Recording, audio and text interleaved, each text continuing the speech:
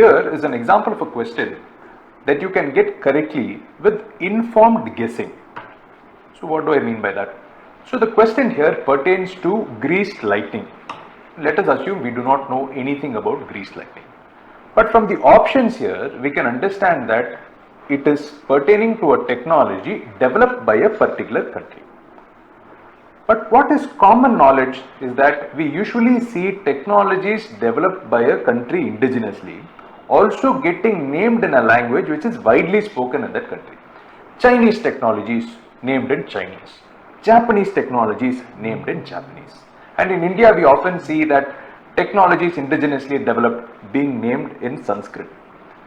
By this logic, we can probably eliminate options B, C and D because greased lightning evidently being in English, we can make a guess that it is from a country that is predominantly English speaking.